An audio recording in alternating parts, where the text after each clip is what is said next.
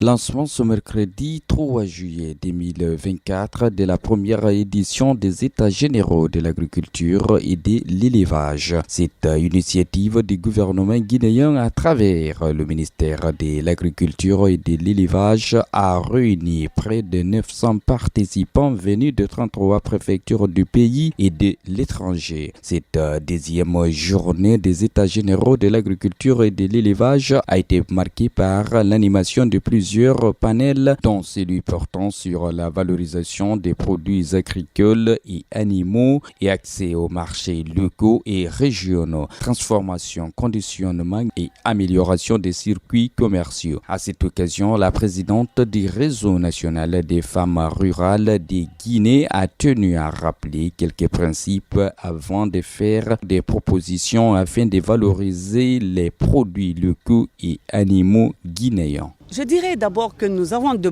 très bons produits. Nos produits sont bons à l'origine, mais pour les valoriser, il faut effectivement que nous ayons une vision. Parce que quand tu as la vision, tu sais pourquoi tu valorises. Tu peux valoriser pour le marché local, tu peux valoriser pour le marché international, mais tu dois d'abord connaître qu'est-ce que tu veux faire. La valorisation a plusieurs compartiments. Certains valorisent par la transformation, certains valorisent par la labellisation, certains valorisent par tout ce qui est promotion, n'est-ce pas? Alors, pour la valorisation de nos produits, mon expérience, c'est qu'on doit commencer d'abord par faire un bon choix. Si on choisit son circuit. Il y a des marchés qui sont des marchés locaux sur lesquels on peut aller, mais avec des normes. Il faut que les produits soient de qualité. Dans ce cas, chaque acteur doit pouvoir se rassurer que tes produits sont de qualité. Deuxième chose, que tu dois pouvoir utiliser le marché que tu maîtrises. Parce que tu peux aller sur un marché sur lequel tu n'as pas de clients, n'est-ce pas? Alors que tu as des clients tout autour. Nous avons vu des gens qui prennent des produits ici, ils veulent amener au Sénégal, alors qu'à côté, à Dinguiraï, ils peuvent vendre mieux.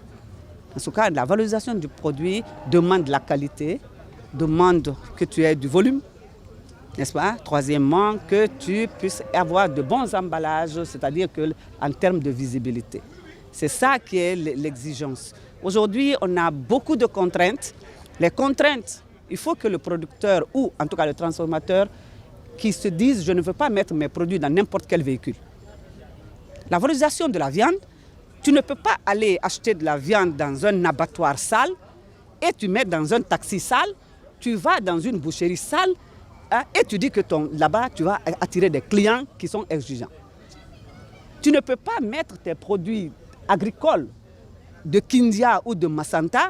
Les bananes viennent dans des conditions qui font qu'on n'a plus envie de manger la banane locale. N'est-ce pas? Pourquoi? Parce que celui qui commercialise, il ne prend pas soin, ou celui qui produit, il ne prend pas soin parce qu'il n'a pas de vision. Il se dit, moi je veux juste vendre. Aussi, les consommateurs doivent aussi être exigeants.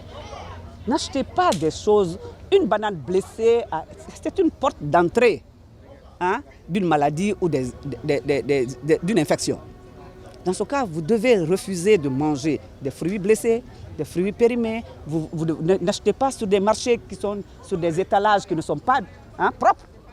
C'est ce qui va faire que notre produit va avoir de la valeur. Parce que la valorisation, c'est augmenter la valeur ajoutée du produit. C'est lui donner une deuxième vie. C'est de lui permettre de gagner plus, aux opérateurs de gagner plus d'argent. Mais si nous, on n'est pas exigeants, on dit non, c'est le marché local. Chacun de nous mange des choses qui sont achetées à même le sol.